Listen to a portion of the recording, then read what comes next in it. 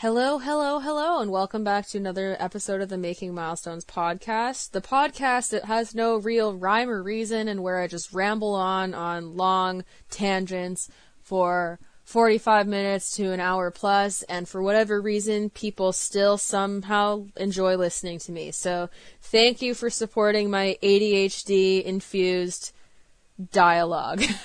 And I really appreciate it because it's fun for me. I really like the podcast because it's kind of cathartic. I get to talk about things that I feel are important, and I get to get stuff off my chest to just share my opinion on things in a more wraparound way that allows me to go more in depth on topics. And for whatever reason, people actually seem to enjoy listening to it, which I really, really appreciate. So thank you, everyone. And yeah, welcome back. Today's episode, we're going to talk about self-love and dealing with shame and horsemanship. But it's also not going to be completely horsey because there's just some other stuff that I want to talk about pertaining to developing a sense of self and kind of learning just how to honor who you are and not be as influenced by the thoughts of others.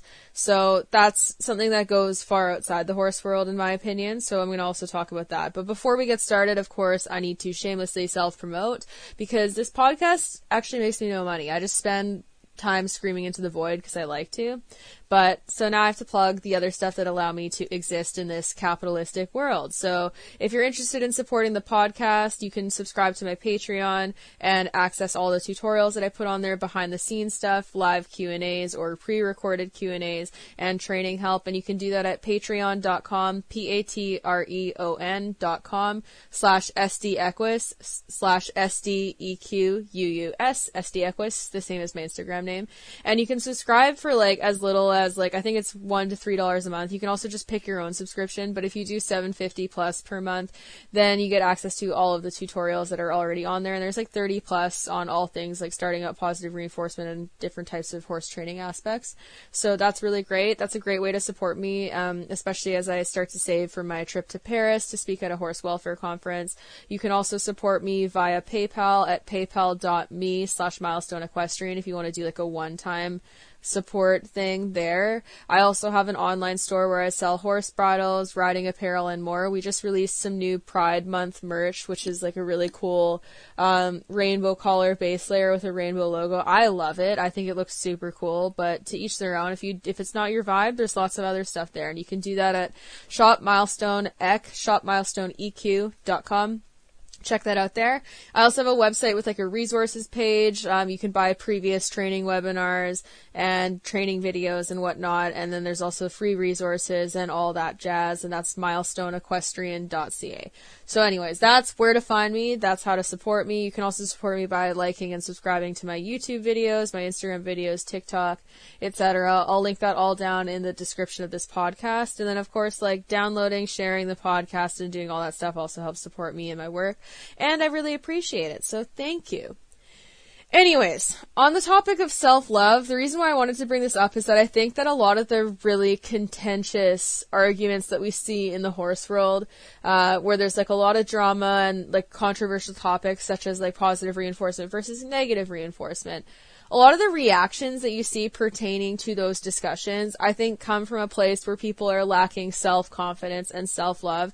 And I'm not saying this as an attack. I'm saying it as someone who has experienced that feeling and has responded very poorly because of that. And even still, I would say I have triggers that are, related to the fact that I used to lack self-love and that, I see other people responding in a way that I used to when I was feeling really badly about myself, and it triggers me and it makes me upset, and then I feel like I need to try to convince them to change the way that they are, which honestly is something that I need to work on not doing, because ultimately you can't save everyone, and if they want to be wrong, that's their business, and I don't need to be there to try to save them from that. But anyways, so I wanted to bring that up because I think that there's some problems in the horse world where people lack a lot of self-confidence and self-assurance. And I think that it's something that we honestly come by, honestly, because we're taught to do it. Trainers and whatnot, a lot of the ways that we have been brought up as equestrians and how we've been taught by instructors and other professionals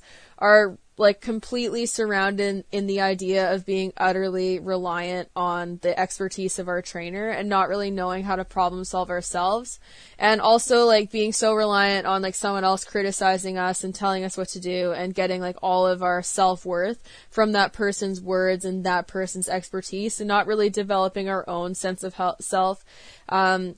And then the other thing that I noticed too is that like it's very normalized in equestrian culture for people to never question their trainers and like never have discussion like that with their trainers. And then that also doesn't allow for like a mutual dialogue where you get to like question your instructor and be like, why is that? Like, why do you believe that? What's the evidence to support that? And have like a back and forth where you both get to be heard and where you get to learn more because of the questions that you ask them. A lot of trainers, if you try to do that, get really defensive and they're not okay with it, and then they essentially teach their students to not question them and not ask anything and just to go about doing what they're told and questioning no one. And then that doesn't really allow people to develop faith in themselves and their own intuition and their own ability to understand things because they're so reliant on the opinion of their trainer. And then I think that diminishes self-love because if they're reliant on their trainer to tell them that they did something good and the trainer doesn't do that, or the trainer cuts them down, or the trainer really withholds compliments and whatnot, then they're not going to feel good about themselves. And it goes deeper than that because I'm sure that a lot of us who have shown and have like competed on the circuit and been involved in the horse world for a while have seen this type of trainer where you're like in the warm-up ring at a show and they are just like verbally berating their students and like not being nice. Like they're being very blunt. They're cutting them down and they're doing it in front of a crowd, which is humiliating and embarrassing, especially when they're doing it loudly because everyone around them hears them. And this is not an uncommon occurrence. Like, I'm sure some people will listen to this and be like, well, I haven't ever seen that happen, but it happens enough that it's like a pretty universal experience that a lot of people can attest to happening. Like, I've literally had it happen to me. It's not even just me seeing it happen to other people. I've had trainers do this to me, and it's embarrassing. And the reason why I wanted to bring this up is because the fact that this type of conduct is so accepted in the horse world that it can go on in public and that people will shrug it off and just be like, oh, it's tough love. Like, how are you going to learn anything if your trainer doesn't tell you how it is? Blah, blah, blah, blah, blah. It doesn't really hold these professionals properly accountable because you do not need to like verbally berate your students to have them learn something. And in fact, they are like less likely to learn valuable things from that. And that's not even just a matter of opinion. It's a fact. Like if you look into behavioral science and learning theory for humans, humans also don't learn better when they're under stress, and being put in a situation where you're being yelled at in front of a crowd of strangers is inherently stressful. The vast majority of people in that situation are going to feel uncomfortable and they're not going to enjoy it. And then when they go into a state of stress, they're less likely to retain the information that's being offered to them. So this attitude that we've normalized in the horse world where we say that like it's tough love and like trainers being blunt and like honest is how people learn, it's normalized pretty toxic and honestly like emotionally abusive behavior to the point where people think that it's necessary in order to learn. And the part that I find so interesting about these attitudes is that like honesty doesn't equate to cruelty. Like, you can be honest and you can be direct without cutting someone down, making them feel embarrassed, making them feel humiliated, and just, like, tearing a strip off of them. Like, you can tell your student that they're riding incorrectly or that they're doing something wrong while still maintaining a kind demeanor and kind of doing a compliment sandwich where you tell them what their like strengths are and then you point out their weaknesses and tell them how to fix it and just be like, this is part of the journey, it's part of learning, blah blah blah blah, you will get better. Like, you don't need to just berate them and get frustrated at them and yell at them in front of everyone, but we've normalized it. And like, it's come by honestly because we've had people like George Morris who have done this on an international level and been like applauded for it and built his entire persona off of that.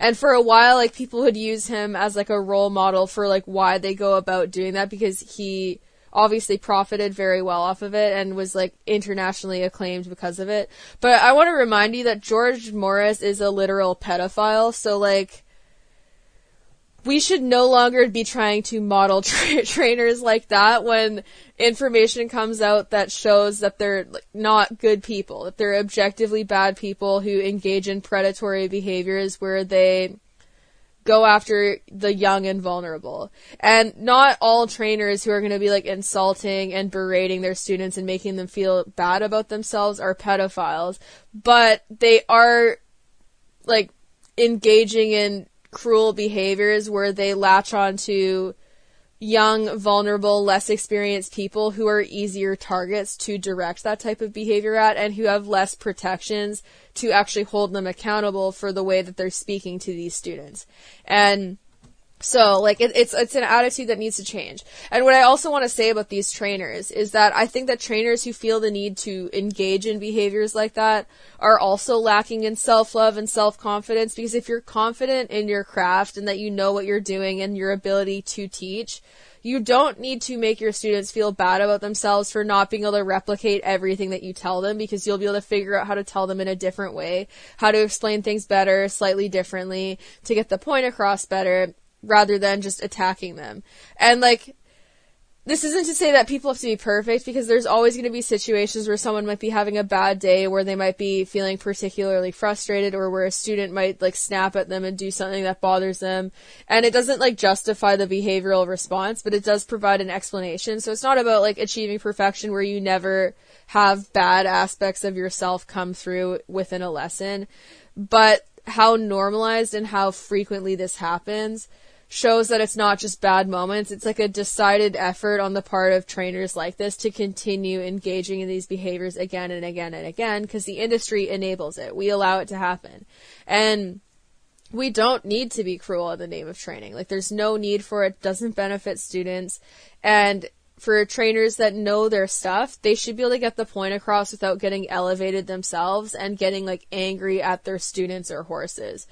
And, like, this goes deeper than even the students, because it's, like, very, very normalized for trainers to just be, like, cussing a blue streak at horses and, like, screaming and yelling and, like, just being enraged at horses who aren't listening to them. And I say this as someone who used to do that and, like, who grew up watching trainers do that, so it was very normalized to me. And then it allows you an outlet for your anger with the yelling. But the problem is that oftentimes does escalate to something worse, where you're actually, like, being physically cruel to the horse. And on top of that, even if you don't add the physical aspect, like, yelling and getting really elevated is scary for horses, especially when they're in a situation that they cannot escape and where the trainer is, like, approaching them menacingly. So it's not a good look. And that's also very normalized, to the point where people will post videos of them screaming at their horses like this and, like, do it as, like, a joke, and they'll post it with, like, a sense of pride and, like, laugh and brag about it. And, like, it's just really embarrassing. Like, we've all lost our cool before, and, like, the degree to which people lose their cool may vary from person to person, depending on, like, their upbringing, where they're at mentally in life at that particular point, their level of experience, the capacity they have to deal with the horse's behavior, and so on and so forth. But, like, to take pride in sharing a video where you're, like, objectively losing your shit and just think it's funny, rather than looking at it and going, you know, like, I could have done better there. Like, it's a really bad look. And again, I say this as someone who has yelled lots at horses, and I used to get really, really mad. And even now, like, my go-to thing when I'm really, really frustrated is I'll start cursing. And, like, the one thing I will say is I've gotten really good at managing my frustration to the point where I don't escalate it to where I'm, like, actually getting mad at my horses and, like, hitting them like I used to, like my role models growing up taught me to do. So I'll just be cursing to myself and, like, being like, fuck, like, blah, blah, blah, and, like, swearing. And it still doesn't look good. It's still not a good look. It's still me taking out my frustration in a less healthy way. But it is an improvement to where I came from, and it happens less. But I also wouldn't, like, post a video like that with, like, pride and be like, oh, LOL, like, this is so funny, look at me just, like, losing my shit. Because I would be embarrassed of it, because I know that it's not the right reaction.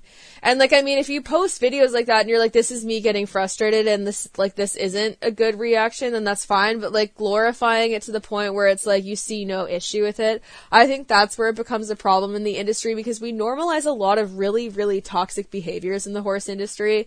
And the normalization of that means that people don't really see any reason to fix those behaviors or to work on those behaviors or to properly hold themselves accountable. And then I think that's why we have such a high instance of like really toxic and abusive behaviors that we see reoccurring repeatedly in the horse world. And I can't speak for this because this is just like anecdotes from what I've experienced. But I do think that like the horse industry seems to have a higher instance of like people doing really toxic and abusive behaviors completely unapologetically and never actually properly being held accountable. Like, I think those types of things seems to happen in greater quantities in the horse world.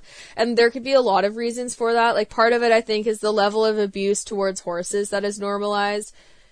Being desensitized to that in some ways makes it easier to also be abusive to other people.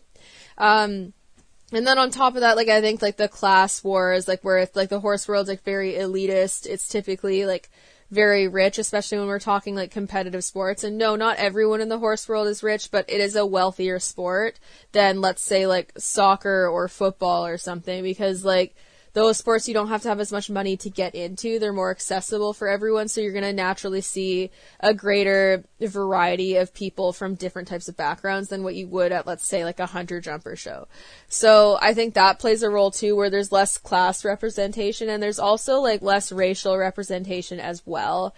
There is typically a lot of whitewashing in the sport, and honestly, until recently, we really didn't even see like people of color represented very much in like the media and in like horse industry models. And like, we're talking like the last decade that this has started happening more, because like growing up I did not see this, and it was to the point where it impacted my self-esteem, because I have like very curly hair. I got it from my dad because he's black, and I never got to really see that represented. And it wasn't just the horse world. So this is not just an attack on the horse world. Like, it was also seen outside of the horse world, where we weren't seeing a whole lot of like racial representation. And it led me to feeling like I was like inherently less attractive for having really curly hair. And then I fried my hair for years and years and years, straightening it.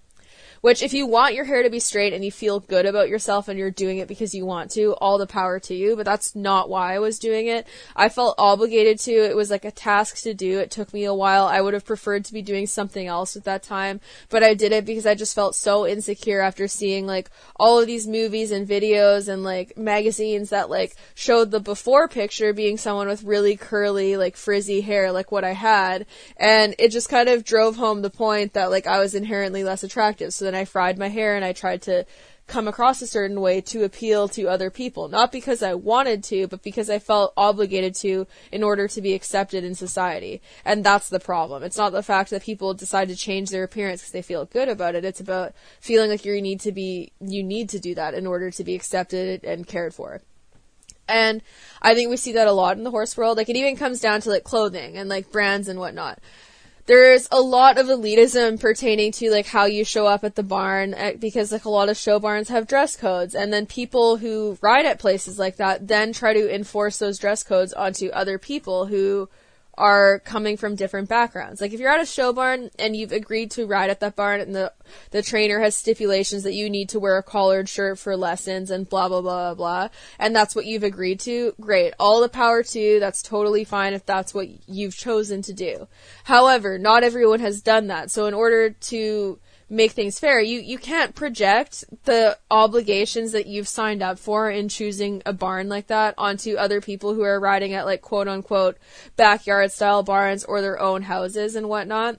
And I see that happening a lot, where people will say that it's like tacky or gross to wear like bright colors, or like boots without short boots without half chaps, or to like wear your hair down while riding and not wear it in like a hairnet, or to ride in a sports bra, and like all these little things where it's just like, it's none of your business, who cares? It gets projected because of like what is normalized in the competitive show industry, and then people try to throw that onto everyone else. And the elitism also shows up in horse care. Like, the amount of people from show barns who have commented on my stuff that have been like, oh, your pasture puffs like live out in the mud and they're like outside all the time, they don't even have stalls. And it's like, it's such a projection because it's coming from the environment that they've gotten used to, and it's not coming from a place of actual like relevant concern for my horses. Because, not even to be an asshole, but like, if you compare my horse's lifestyle to the average show barn, consistently, I will come out on top from a welfare perspective if you actually have a welfare professional kind of go through and check off the stress behaviors that they're seeing and like what needs are actually being met in both facilities. I'm very confident in the fact that my care will come out on top because I'm providing more species appropriate care.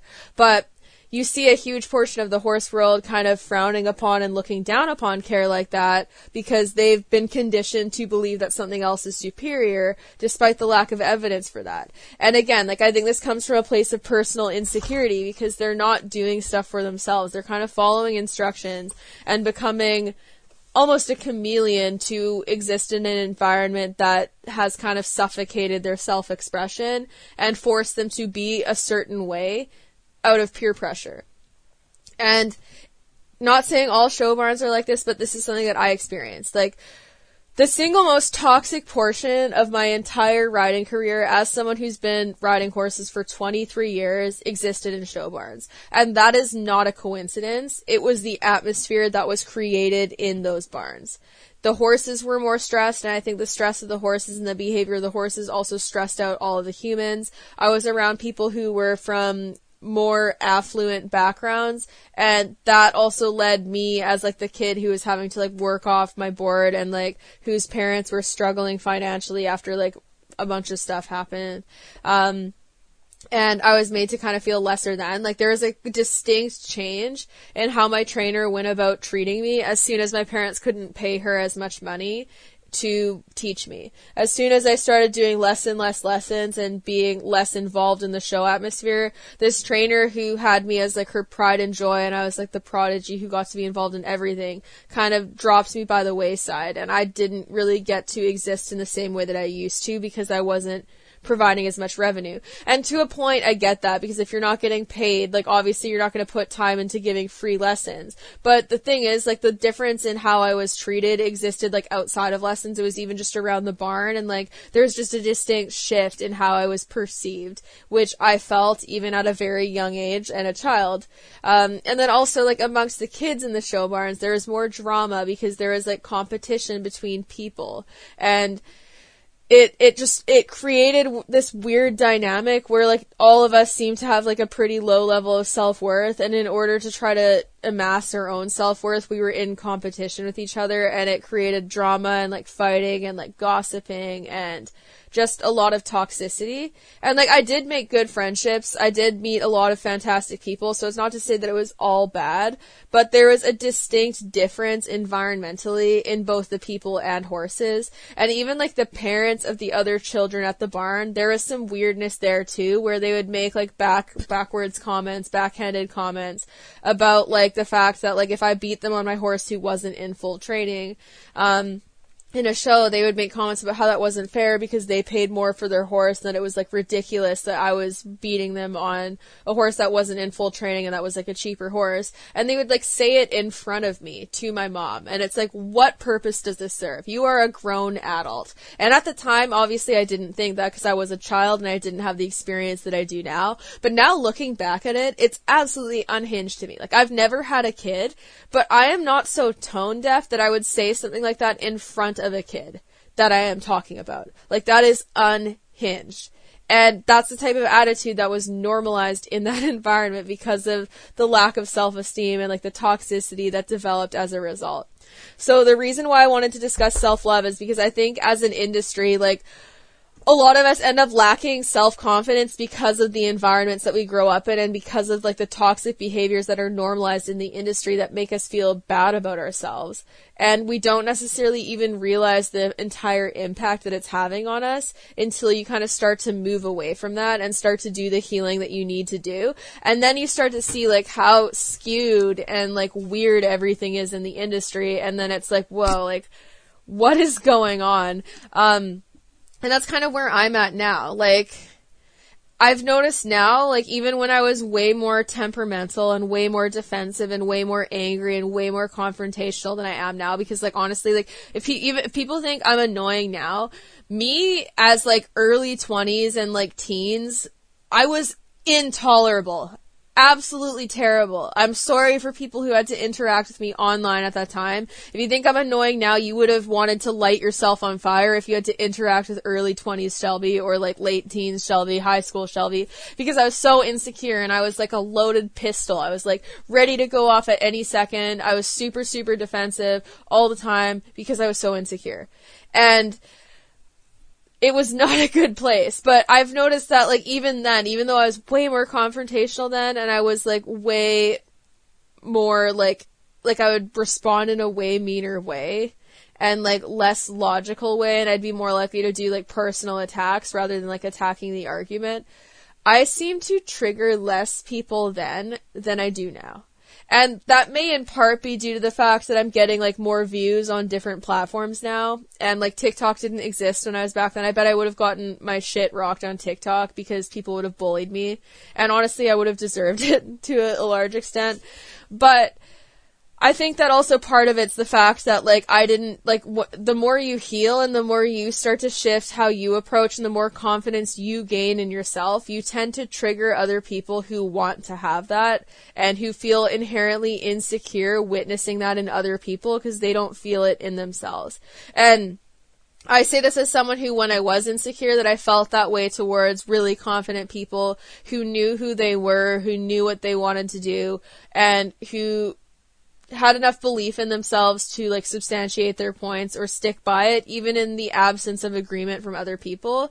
It really triggered me back then because I didn't feel that way about myself, and I was more likely to look at people like that and be like, wow, they're so cocky, they're so condescending, blah, blah, blah, even if they were, like, objectively nice. And they weren't, like, criticizing other people openly, they weren't being mean, they were just, like, saying their piece, sharing who they were, and just being themselves online authentically and unapologetically. I'd be way more likely to view it as a negative and look at those people and be like, oh, like, look at her, she's so this or that. And I'd be like wanting to criticize them even though they're not doing anything wrong because it made me feel insecure. And I notice people doing that to me now. Like, even if I just post a video of, like, me, like, it's silly little things where it's, like, not even my most controversial videos where I'm talking about topics that are inherently hard for people to hear, like behavior science and, like, horse stress and horse welfare and all that jazz. It'll be things like me having decided to put all my horses barefoot.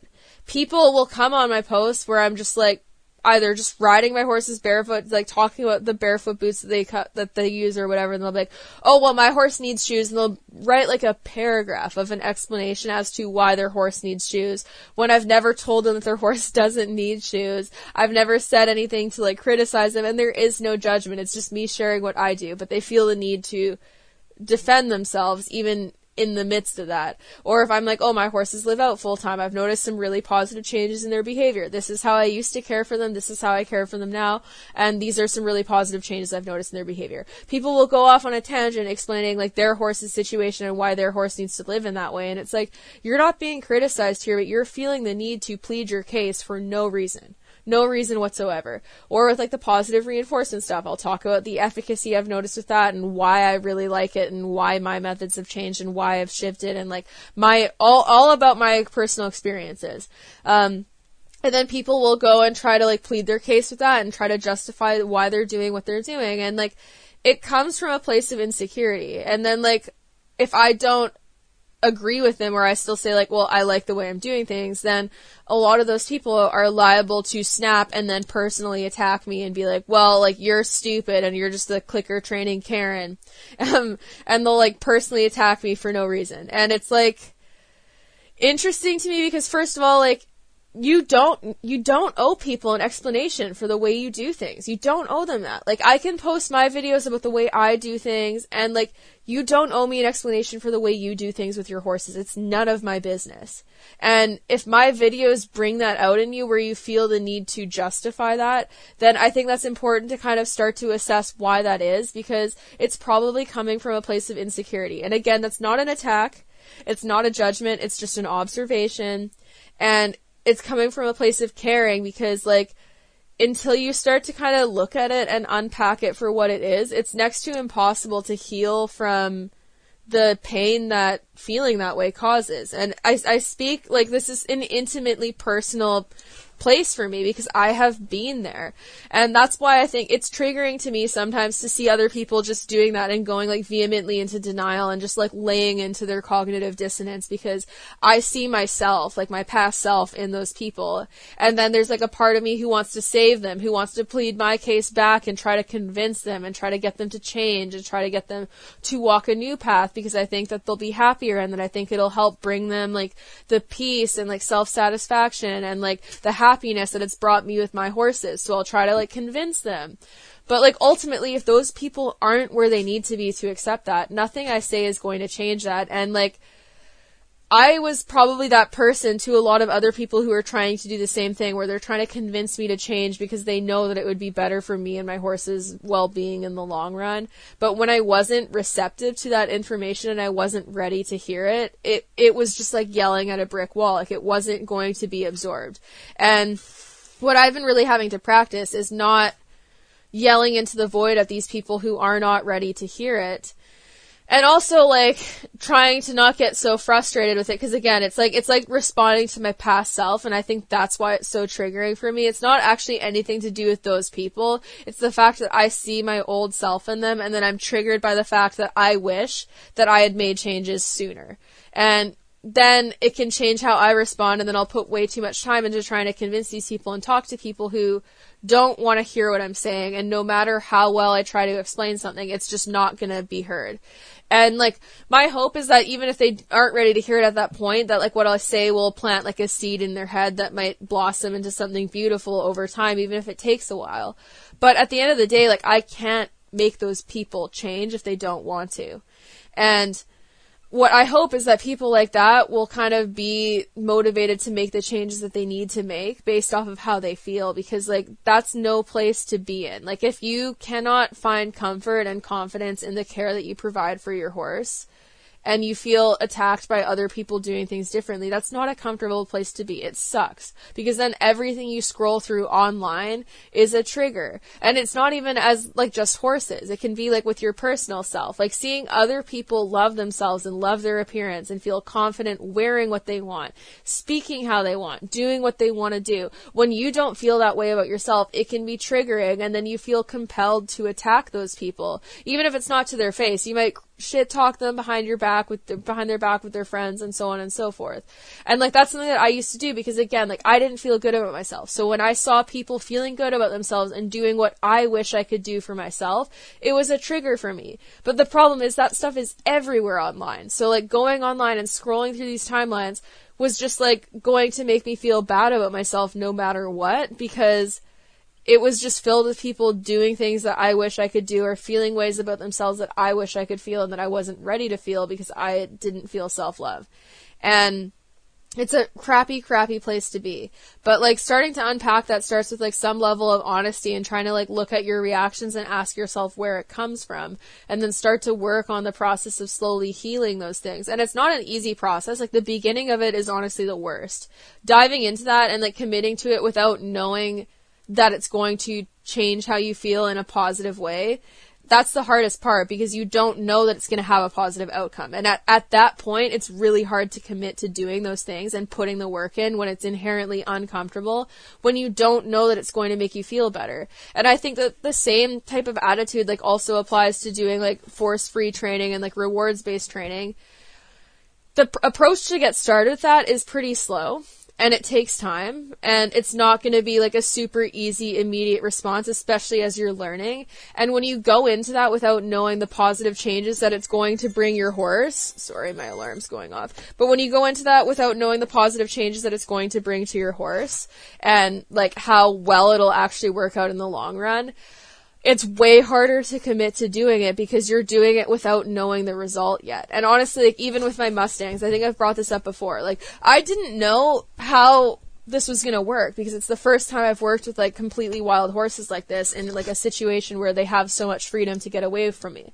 I didn't know how it was going to go. Like, I didn't know whether or not like Mesa was going to come around, for example, because she's been the hardest to work with.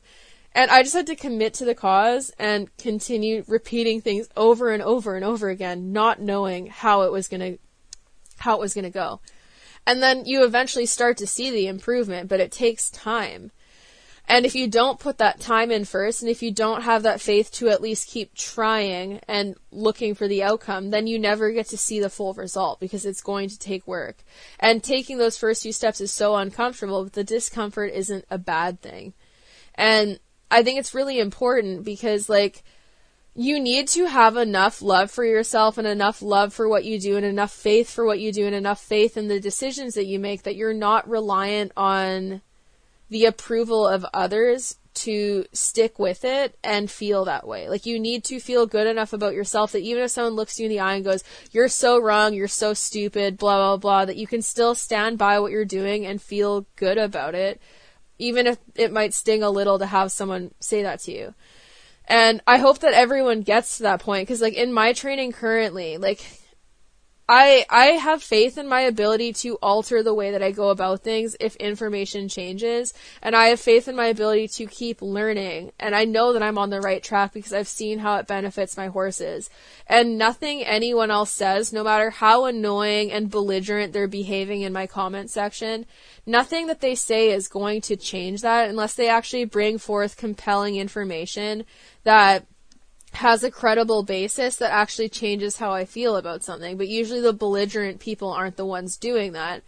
And like, I'm confident in what I do because of that. And similarly, I've gotten to a place of self-love for myself personally now that like, with my appearance and stuff, like, if you go back on my content, like, especially like, I don't know, if you go back to like, yeah, like between the ages of like 16 to 20 for me, which would be like 7 to 11 years ago, you'll notice how much makeup I would wear and like how different like the way I would dress around the barn was, and like how differently I talked and just like came across on camera. And it was because I was putting on like a face, like I was putting on a mask. And like, some people feel amazing in makeup and they love it and they just do it because they love wearing it. That wasn't the case for me. It was a mask for me. And nowadays, like, I almost never wear makeup, and when I do, it's way less than what I used to wear. And it's because I've hit the point in my life now where it's like, I don't exist to be pretty to others. Like, I'm not here on this planet to be eye candy for others. I'm not here for others to look at me and go, I like the way she looks, I like the way she dresses, I like her appearance. That's not what I'm here for. That's not what my content is here for. That's not what... So if someone comes on my content and they think I'm the most hideous thing that they've ever seen, that's their business. But it doesn't impact my self-worth anymore, because I am not here to be beautiful. I'm not here to be something good for you to look at. I'm not a product. I'm a person. And like, the essence of who I am and my being goes so far beyond the physical package that people see that I'm no longer as impacted by people insulting that physical package, because that is such a tiny, minuscule part of who I actually am that doesn't really matter. Beauty fades. Like, beauty is going to go away. I'm going to be less young and youthful looking over the years as years go on. But like, who you actually are at like your molecular level, like who your soul is, that is forever. And like, you can change who you are in that way too, by like healing and putting the work in and becoming more confident and like learning who you are. And that's great too. So it's not like you're stagnant in the sense that your essence can never change, but who you are, like the essence of your being, is so much more than like the outer package. And it means so much more than the outer package. Like, it doesn't really matter how amazingly beautiful, stunning outwardly you are if you're a shitty person on the inside. And like, that's the thing, is like, I've hit the point now where it's like, I know that I am not a bad person. I try really hard to be a good person, and even in situations where I'm not putting forth my best self, where I might snap at people, or where I might get too defensive, or where I might say the wrong thing, or I might post a video that doesn't come across the right way and that it's like misheard by other people and it doesn't put forth what I was actually trying to put out there. That might happen because I'm not a perfect person, but I know I'm not a bad person. Like, I don't go about my life trying to be malicious to others and trying to deliberately hurt others. That's not what I like to do. That's not what I've ever really wanted to do. And like, I know I'm not a bad person, and I'm constantly working on myself to try to become a better and better person and get to being closer to like the way that I ultimately want things to be, and showing up in the world in the way that I want things to be. And, like, that is the best part about myself. Like, my appearance means nothing. I could be the most beautiful person on this planet physically, but if I wasn't like that inside, it wouldn't really matter. And, like, some people who are that superficial might be okay with that, even if I'm a bad person. But a lot of people would, like, initially would probably go look at a beautiful person and be like, wow, they're so beautiful. But then if they get to know them and they realize they're not a good person, that they're kind of nasty and mean, they're not going to want to continue hanging out with that person just because they're beautiful. And it's something that I've also noticed too, like, with, like, of course, like, for women, this is also way different too, because, like, how we look is part of, like, how men and, like, the male gaze tries to, like, put your value. Like, they try to set your value based off of your physical appearance, and, like, the way the world runs has made women into, like, a product, and, like, female beauty, the standard we're held to compared to men, is completely different. Like, men don't have to shave their armpits or their legs, and, like, women don't either. But the problem is that, like, a man can go out in public without having to worry about those things, and they won't experience judgment for it, whereas a woman will. And in order to try to, like, move past that and just make the decision with your body that you want to make, you have to stop caring about people who are going to judge you for these stupid, superficial things and societal expectations that really make no sense in the grand scheme of things. But it's really, really hard to do, and it takes a lot of confidence. And it's freeing as you start to do it. Like, I'm definitely not completely there yet, because there are still things that I'm definitely insecure about that I know in my heart are really stupid. Like, for example, like, shaving your legs. It's so stupid. I know 100, it's the dumbest thing ever. It's the result of, like, women being forced to fill, like, these cookie cutter, like, things that we're supposed to, like, how we're supposed to look in society. I think it's the dumbest thing ever. If people actually truly just like how it feels when their legs are smooth, all the power to them. But I think it is so stupid that, like, we have to hide body hair and natural things that, like, men have the freedom to just go about doing and, like, showing up in the world just as they are without any shame. And I can recognize how stupid it is, but at the same time, I've also had to look at that and go, I know that if I went to the beach and had, like, hairy armpits or, like, unshaved legs, the level of anxiety that it would cause me would end up damaging my ability to have fun. So at this stage, I'm not currently ready for that step, even if I can recognize that it's such a stupid concept. And I don't judge other women who are. In fact, I look at women who can do that and I go, I want to be you. Like, I'm so happy for you. I'm happy that you're showing up as your authentic self and doing what you want to do with your body, despite the fact that our society has been trained to judge you for showing up in that way. But I'm not personally there yet. Like, I'll wander around the farm and, like, I'll wear shorts in public without shaving my legs, and I've gotten better about it, but I'm still not fully there yet, even if I can recognize that it's this silly, stupid thing. And I think that's the thing of self-love, is, like, learning how to love yourself so much that you stop worrying about the judgment of others, because at the end of the day, it's like, anyone who will judge me for that and actually not want to hang out with me anymore, like, do I really want to be friends with those people? Do I really want to be close to them? And, like, the answer in my heart of hearts is no, but the level of, like, social anxiety that I've been trained to have over so many years still sometimes prevails. And, like, I think that's the journey of, like, self-love, is kind of trying to put yourself first and just really think about the fact, like, these superficial things that we do and, like, ways that we change our behavior or our appearance to show up in a way that we think other people will like more. If other people wouldn't like us if we didn't do those things, are they really the type of people that we want to hang out with? Are they really the type of people that we want to hold close? And I think those are the questions that we should be asking. And for me, like, I've seen a really positive shift overall. So, like, the fact that I'm not totally there yet, I don't really view as an inherently bad thing, because as it stands now, like, with my appearance and whatnot, like, I could not care less about the opinion of a man online talking about my appearance. Like, if someone tries to insult my appearance as a gotcha, they have failed, because that is one of the things that I'm the least insecure about, because if I'm ugly, I'm ugly. Whatever. I don't care. If you think I'm ugly, cool. I'll go meet someone that will like me for my personality, and I'm confident in my ability to do that. I'm not here online to exist for men. I'm not here in public to exist for, like, men to look at and fawn over. And, like, honestly, even when men compliment me, I genuinely prefer the compliments of women or non-heterosexual cisgendered men because they mean more to me. They're usually more authentic, they're usually better compliments, they're usually less sexualized, and they mean more to me. So there's few things that I care less about than the opinion of like a cisgendered heterosexual man, because they are the ones who ultimately have set the tone for how I was supposed to show up in society and have given me all of these insecurities that I have had to work through over the years. And again, this doesn't mean that all men are responsible for that, but as a general rule, the patriarchal, like, framework of society is what has made these insecurities for me exist. And the male gaze is what has made those things for me exist. So whether or not people directly believe in that and directly participate in upholding it, it is still something that is there, that I recognize it for what it is. And it's been a part that has made this like self-love journey really, really difficult.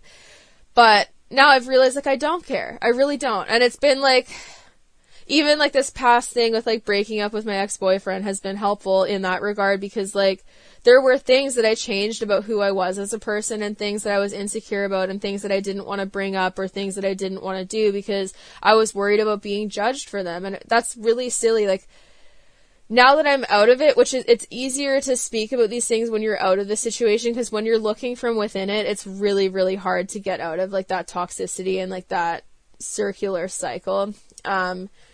But now that I'm out of it, it's like, why was I willing to kind of dampen who I am as a person for someone that's going to judge me for being who I am, or is going to make me feel insecure for having the views that I do, for having the passions that I do, for showing up in the world in the way that I want to? Why was I willing to dampen who I was as a person for someone who doesn't want to see the full light of who I am?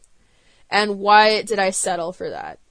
And so this podcast, what I'm hoping is to help empower people to really consider like the way that they show up and whether or not they're showing up in a way that is actually for them, or if they're changing who they are to show up for other people, whether it's at the barn and in the horse world or anywhere else in the world.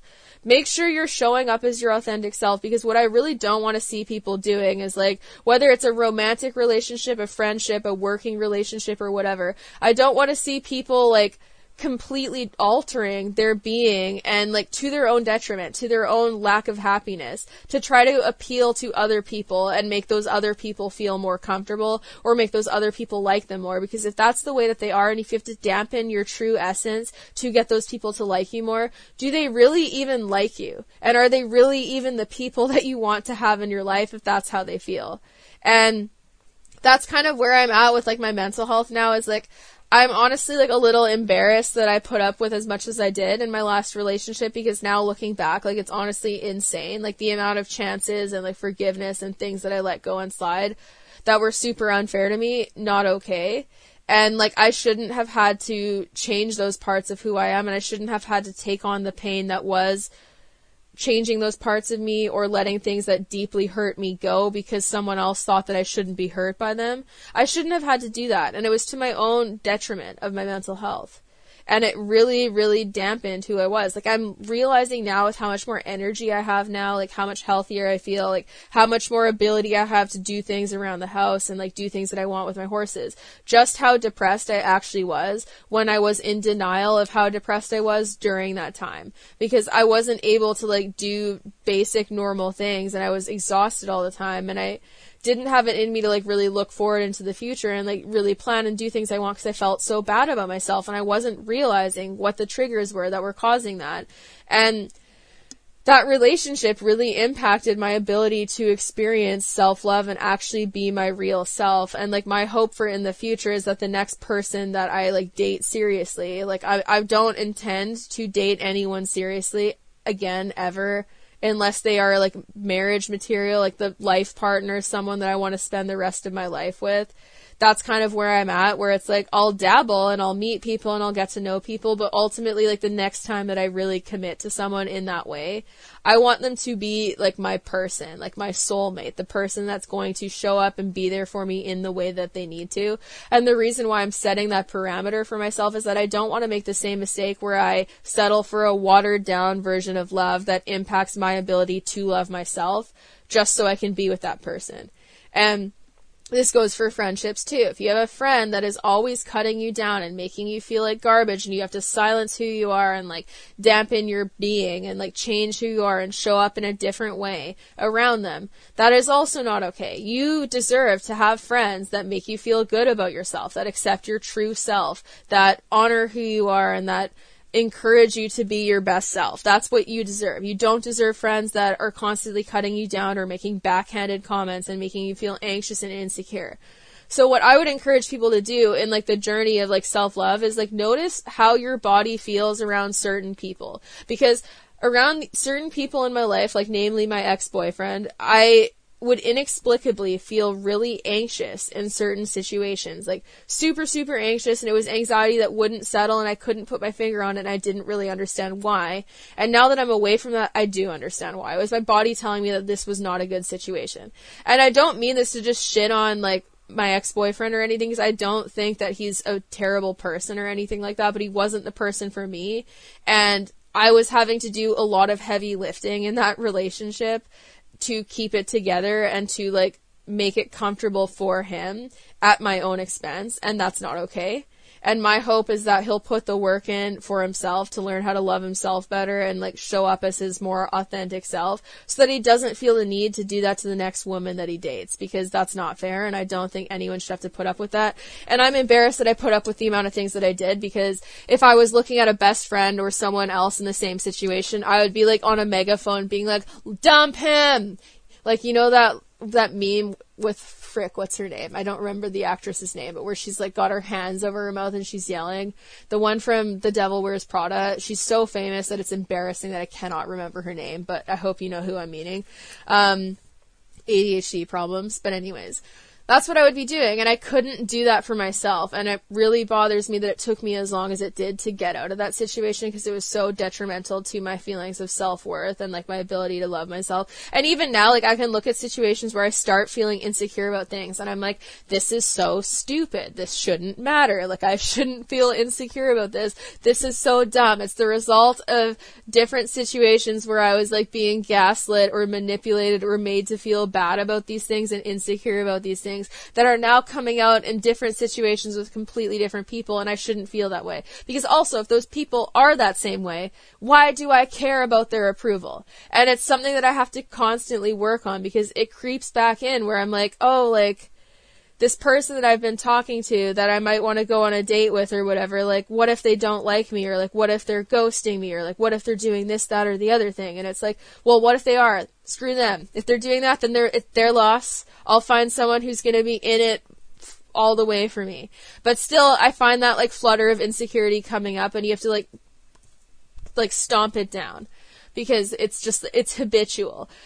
So you have to create a new pattern of habits where you start to stomp down those feelings and be like, why do I care about this person's approval? If that's actually how they feel about me, and if the only way I can get this person to like me or want to hang out with me or accept me as a person is by changing who I am, why do I want their approval? And of course it's within reason, because if like who you are as a person is just being shitty and mean to people, then maybe you should change who you are to show up better in these people's lives if you're being toxic. But if that's not what you're doing, and if they're asking you to hide parts of yourself because it makes them uncomfortable, that is their problem. And you should not change who you are to make them feel better. You gotta love yourself more than you love the comfort of other people, because if you being yourself makes other people uncomfortable when you're living in a completely harmless way that is just about honoring yourself, that is their problem. It is not your problem.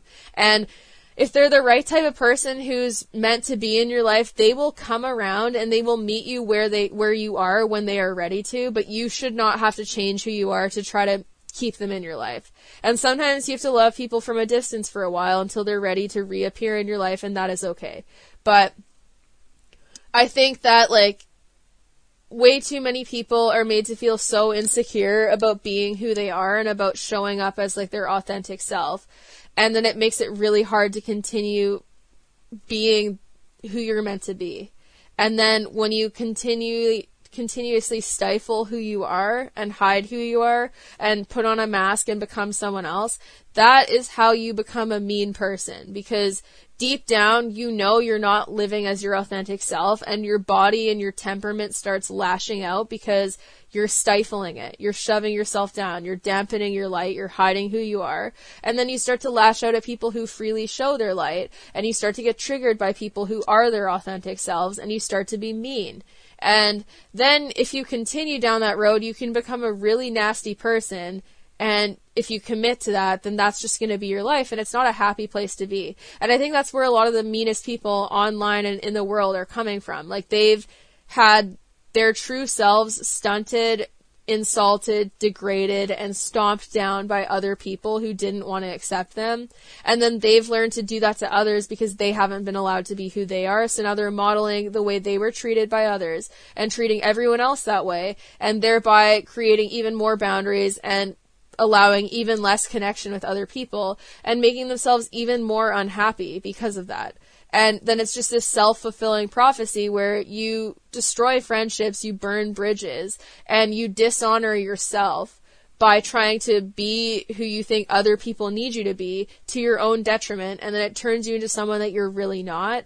And that person doesn't have it in them to be nice and to show up in a healthy way because they don't feel good about themselves. And that is such a crappy, crappy place to be. And so, like, I don't know, like, this podcast has kind of gone off on a weird tangent, so I hope people are following where I'm going with this, but, like, basically, like, I think that, like, mean people, all of them have it in them to change, and it's just a matter of whether or not they choose to. And this isn't to say that you should forgive, like, every toxic person in your life, because even if they do change, that doesn't mean you need to, like, welcome them back into your life. You can accept the fact that people have it in them to change, they have the capacity to become a new person, without wanting to accept that person into your life. But what I do think is that we need to leave the door open for people to put the work in to change who they are and become better people, because if we always look at things through the lens of seeing someone at their worst all the time and assuming that they can never move past that, then there's very little incentive for people to want to change and to want to develop more self-love and to want to become a better person. And of course, like, again, within reason, because people can do horribly terrible things, but ultimately, like, even if someone was, like, let's say, like, a bully in high school, that doesn't mean that, like, in their 30s, they're still going to be that person. If they are, then they're a lot less likely to change if they've committed to being that way for that many years. But people go through stages of learning in their life, and, like, depending on where they're at mentally and, like, physically and, like, self-worth wise, that's going to impact the way that they show up in the world. And it doesn't justify them mistreating people, but we also have to remember that, like, when we're meeting people and having these interactions with them, it's just a piece of who they are. And, like, just to drive this point home, like, there's a lot of accounts that I remember, like, by name, because over the years, they've been super, super cruel to me repeatedly online, completely unsolicited, just coming onto my content and just being shitty to me for, like, years. Like, some of them, like, 5+ years. And there's been a few of those accounts where they have actually come on my page in more recent times and, like, apologized to me and said that they've changed and that, like, I've changed their perspective and blah, blah, blah. And, like, I think that is so honorable. To be able to, like, actually admit that to someone that you've been shitty to is, like, being a really, really big person. And it also shows people's capacity to change. And, like, for all of those people, even the people who still commit to this, because I also have people who've, like, hated me for, like, over a decade that still come onto my content even when they're blocked just to, like, seethe at my content and get mad and, like, say mean things to me. But all those people probably have something going on in the background that is driving that behavioral response, and they're probably dealing with some crappy stuff like lack of self-worth or mean people in their life or, like, abuse or hardship of some sort. And while that doesn't justify their behavior and their behavior is still bad, it does provide an explanation for why they might be reacting in that way. And yeah, like, it's not to say that you owe people so much empathy that you just shrug off their cruelty, because not everyone who is that cruel is willing to change. But I think that it's important to just have, like, some grace for people's ability to change, because I know that, like, the way that I would show up in the world, like, years ago when I was really struggling would be a lot different than how I do now. And if people held me to that standard from however many years ago and assumed that I was exactly the same person, it would be doing who I am now a disservice. And again, like, they don't have to welcome me back in their life. If they don't like me, they don't like me. That's totally fine. But that doesn't mean that the version of myself that they met however many years ago is still who I am, or that that still exists. Because I've been putting a lot lot of work in to try to better myself as a person and like become more comfortable in my own skin and like just do what I need to do to like be happier and like change how I show up in the world and hopefully help more people. And it means that I have really changed a lot over the last several years. Like even within like the last 3 or 4 years, there's been some huge changes. And like, I don't want to like go and like, this is already almost an hour-long podcast now, so I don't want to go off on like too much of a tangent, but like for myself, like I can only really speak for myself, but like there's been a lot of stuff that has been going on behind the scenes that I haven't necessarily shared online while it's happened, and still to this day I haven't necessarily shared with everyone. I did talk about a lot of that in my book that I wrote and published, so for anyone who wants to read that, it's called The Other Side of Horsemanship, and while it is a lot about horsey stuff, it talks about like my trauma and kind of links like human trauma and horse trauma together. But there's a lot of stuff that I was dealing with behind the scenes while I was responding poorly to things online that explained my reaction. It still doesn't justify it if it's a poor reaction, but it explained why I was so triggered and why I was so over threshold in those moments, because I was dealing with like insane amounts of trauma behind the scenes. And like as I've put the work in to kind of work on myself, I've also realized like how unusual my situation might have been. Like I kind of went about life with the mindset that it's like, oh, everyone has their struggles and everyone's going through stuff. Like how bad could my struggles be? Like it's not that bad. And I'd kind of shrug off, and I didn't really like let the gravity of the situations that I was involved in really soak in and really like feel the trauma and like actually have grace for myself and like understanding for myself for like how difficult of a situation I was actually in.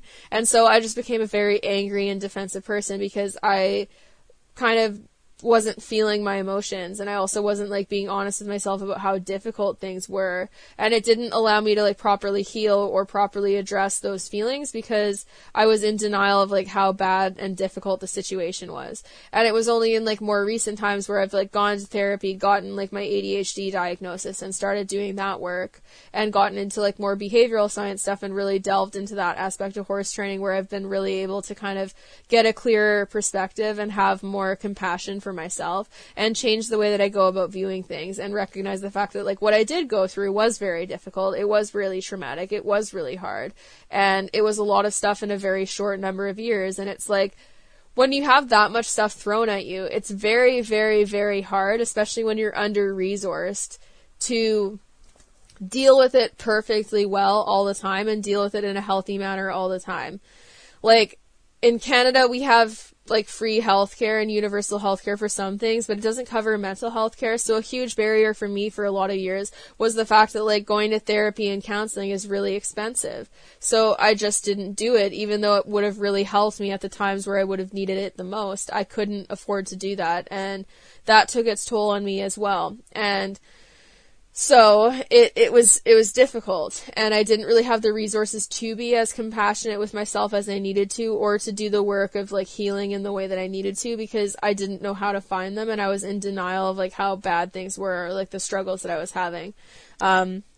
So it was a hard thing, but that's kind of like the situation that I think a lot of people are in. And like that's the thing, is like I hope like our general society moves towards the point where we don't live with the assumption that no one's dealing with stuff behind the scenes if they don't like outwardly say it. Because like I see it in the horse world too, where people like will do like equitation critiques and they'll make like snarky comments about people's bodies, and they only start to feel bad if someone's like, oh hey, like I'm actually disabled, or I have like this bodily weakness or whatever, and then they'll be like, oh well, sorry, I didn't know. And it's like, well, if you didn't know, then like why are you outwardly judging something that's not inherently harmful to the horse, instead of like approaching it with like curiosity or just leaving it alone?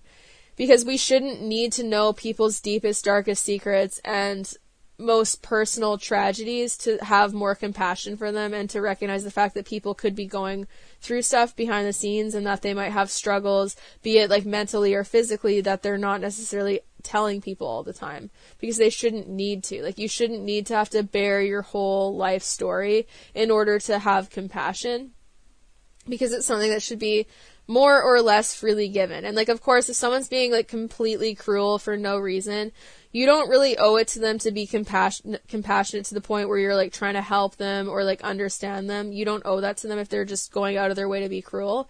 But it is probably coming from somewhere.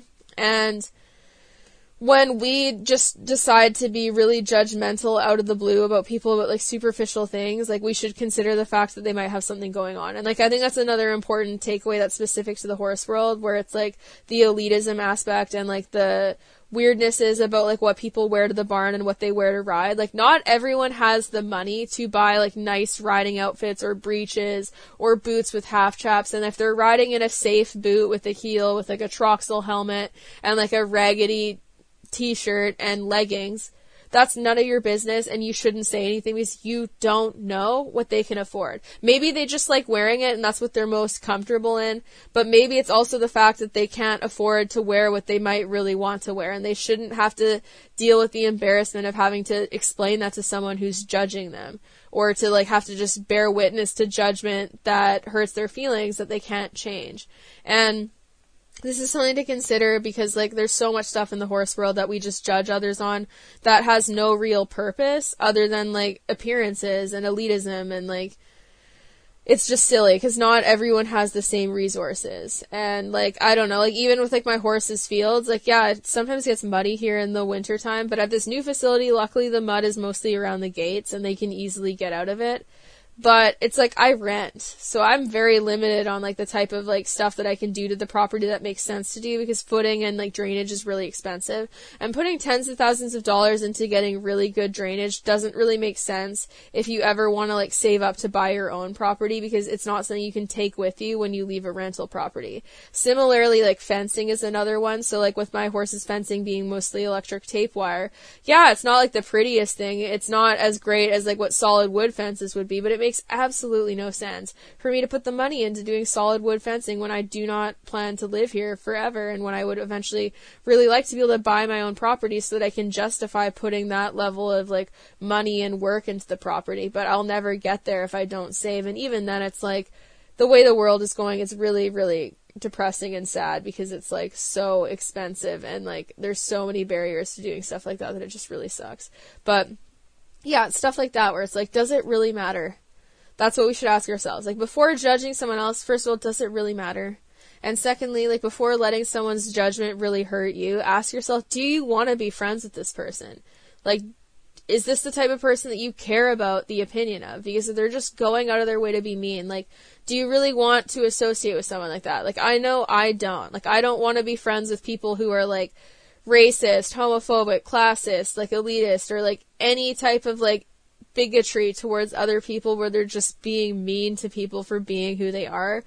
I don't care about their opinion. Like, I don't care if I hurt their feelings. I got so many nasty messages from, like, homophobic, mostly religious people because I made a TikTok video and, like, an Instagram reel of Banksy and Pogo, like, hanging out where I called them boyfriends, and I guess that triggered people's homophobia, and then they started going off on, like, biblical tangents in my comments, and I was like, look, like, I'm not religious. I don't believe in your God. If I did choose to believe in a God, I certainly wouldn't believe in or support a homophobic one.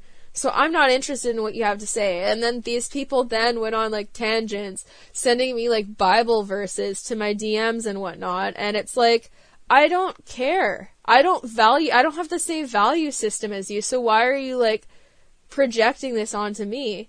And it's like one of those things where it's like, you're not entitled to such comfort in this world that someone has to hide who they are just so that you're not triggered by it. Like, someone else dating the same gender or changing their gender or having different pronouns or whatever does not impact anyone. You don't have to hang out with them. If that stuff makes you uncomfortable, go make friends that make you comfortable and leave them the fuck alone. It's that easy. So it's stuff like that where it's like, people like that, you don't owe them anything.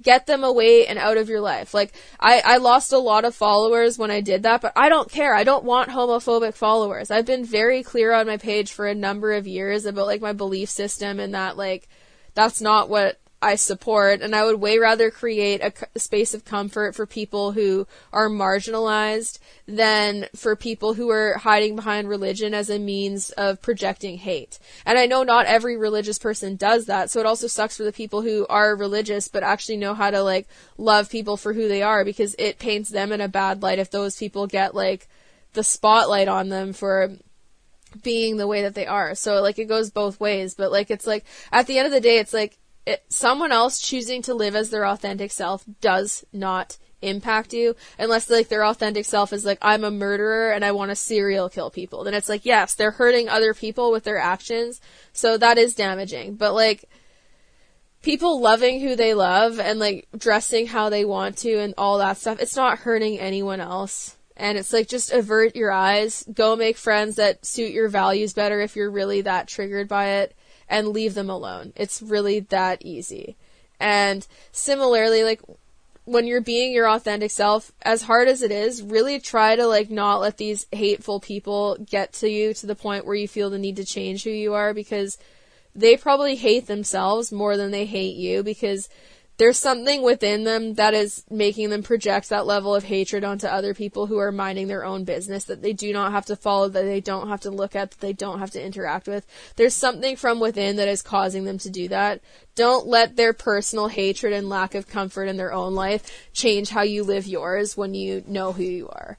And yeah, so that's that on self-love. I know that was like a really all over the place podcast, but like, I don't know. I think it's important for people to just realize that, like, you don't owe it to anyone to make them comfortable by changing yourself, and you don't owe it to anyone to, like, show up in a way that they like. If they don't like you for who you are, you can find a crowd of people who do. You can find friends, like lovers and family, like chosen family, that will love you for who you are.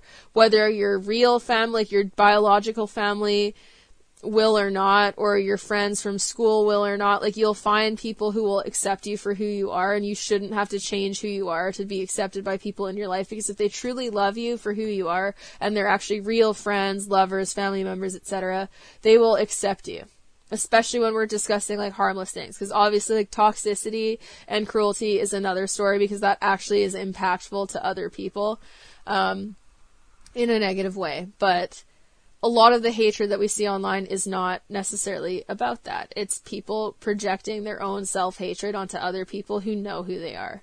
So just be yourself and find the crowds of people who will accept you for who you are, because it is not worth making yourself depressed, anxious, and sad to try to appeal to other people who are so judgmental that they will not accept the real you.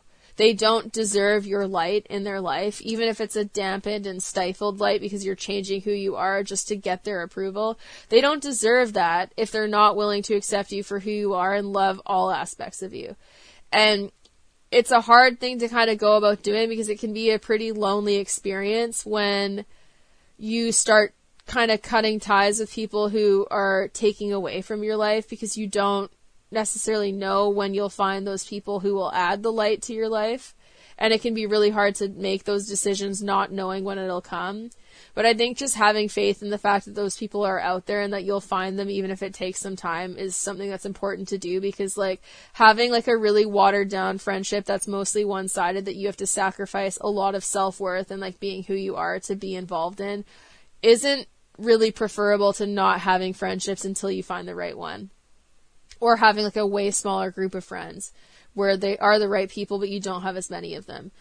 Because you just got to find your chosen crowd who accepts you for who you are and who supports you and who cares about you and who wants to be there for you. And I think that there's beauty in that, even if you have to kind of walk through darkness to get there initially. And I do hope that people will start to get more comfortable with just being who they are, that they don't feel the need to alter who they are for other people, because I did that for so long and it was like to my own detriment. I was so unhappy for so many years, even in recent times, where I was just, and you don't necessarily even realize it while it's happening, which is why it's so important to try to get better at catching it earlier and earlier and earlier, so that you can truly like start to nip it in the bud and really curate the type of lifestyle that you deserve. But no one deserves to live in a situation where they are like making their own life harder and more depressing to make other people more comfortable. And ultimately, like if you being your true self makes people uncomfortable, there's a lot of ways they can just not have to deal with that, especially online. It's like, don't follow me, block me, mute me, don't look at my stuff. In person, don't hang out with me, delete my number, block me, don't hang out with me, unfriend me on Facebook, do whatever. Like, you don't have to deal with me. They have that choice. They have full autonomy to do that. So it's not your job to make them comfortable by changing your behavior. If your behavior is harmless and it's just who you are and you're just being yourself. So, yeah. Anyways, everybody, thank you for listening. I hope that this podcast will help bring some people some clarity and happiness and just like make you feel better about yourself, I guess. Cause like, yeah, I struggled for such a long time just not feeling good about myself. And it was like for such silly reasons to just let like mediocre people in my life feel more comfortable than they needed to around me. Like I don't owe them that. And I know that now. And what I'm hoping is that as I get better at this, that I'll be able to avoid relationships like that where they take away from me rather than like charging me up and making me feel good about myself. That's really my hope. Cause long term, that's kind of the direction I want to move in, to be like a truly happiest person, is just like curate the right group of people to keep close to me so that I can be nice and happy and that I can get like the community that I deserve to have. And that's like the right one for me. And I encourage everyone to do the same, because you don't owe anyone changing who you are just so that they accept you. And if they won't accept you for who you are, then clearly they're not the right person to have in your life. But anyways, that's my tangent for the day. Thank you for listening. I hope that made sense, because it was like all over the place. So I know that that's like, yeah, it's like ADHD tangent. Like I'm sure people who are neurodivergent, they might align more closely with my podcast, but I don't know if neurotypical people even like them. So yeah, let me know if you're neurotypical and you actually like the format of my podcasts, because they're unscripted stream of consciousness podcasts that I just make whenever I have the inspiration to do so, which might not be everyone's cup of tea because there's no rhyme or reason. And as an ADHDer, I'll often forget like what train of thought I'm on, and it could shift and derail very quickly. So that's kind of where we're at with my podcasts. Anyways, thank you for listening.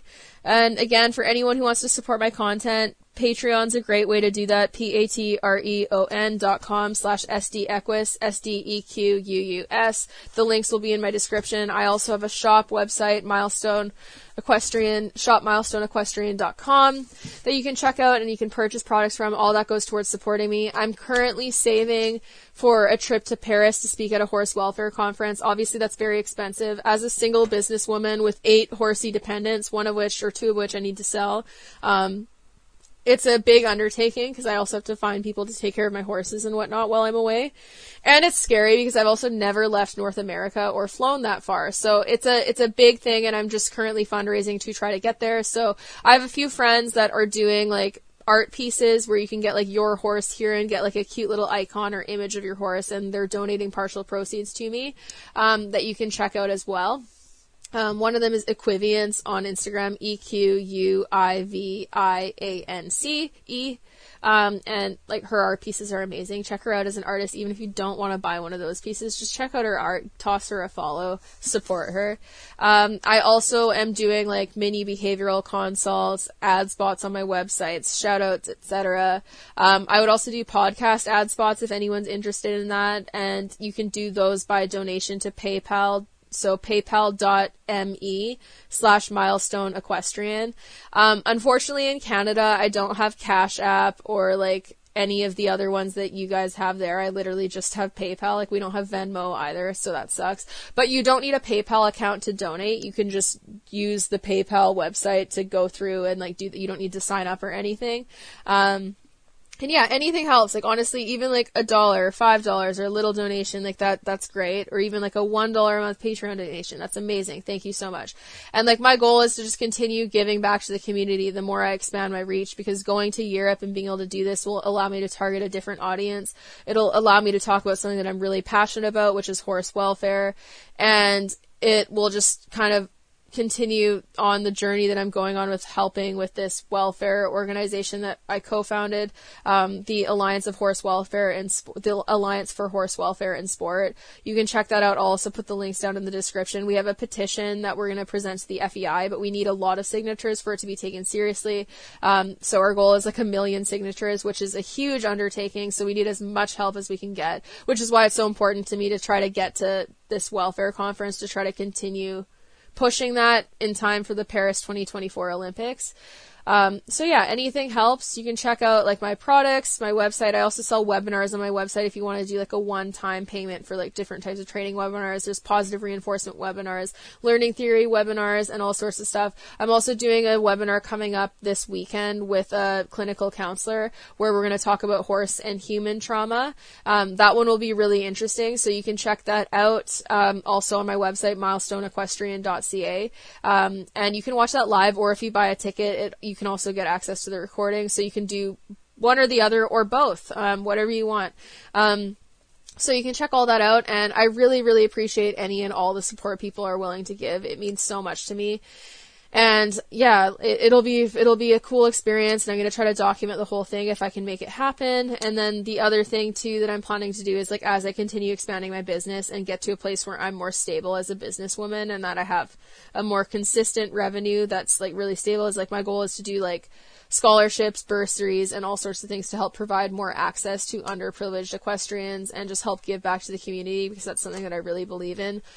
This month also on my shop website, we just released Pride merch, and partial proceeds for that merch are going to be donated to the Rainbow Railroad, which helps LGBTQ people escape from situations where they are in danger because of legislation in their countries. So it helps them escape to areas where they'll be safe and they're not going to be persecuted for being who they are.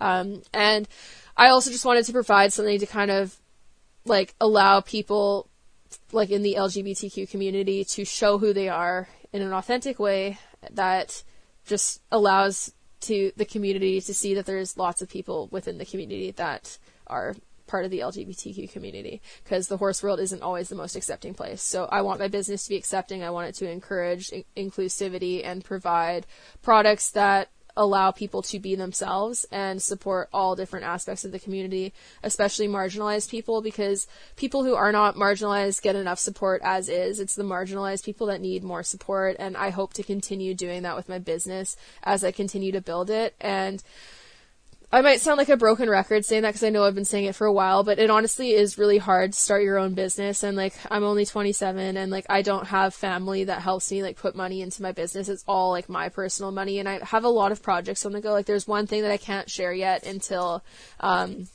we have more of it going. Like, I have to get a patent and stuff, but once that's out, then I'll share that too. So I have a lot of stuff in the works that I'm really excited to share with you all.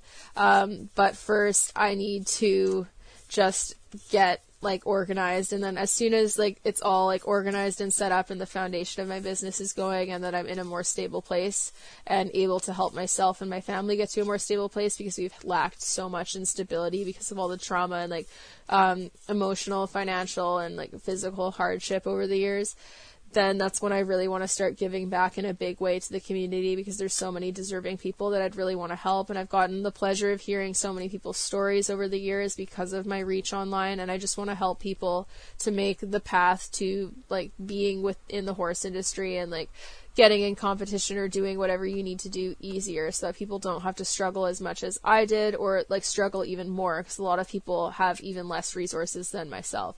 So that's my eventual goal for my business plan and whatnot, and that's kind of what I'm gearing towards doing. And that's why I plug myself so much, because like all this stuff is just so crucial to helping me get to where I want to go. So thank you again for all your support. Check the links in the podcast description if you're interested in seeing any of that. And thank you again for everything. I really, really appreciate it.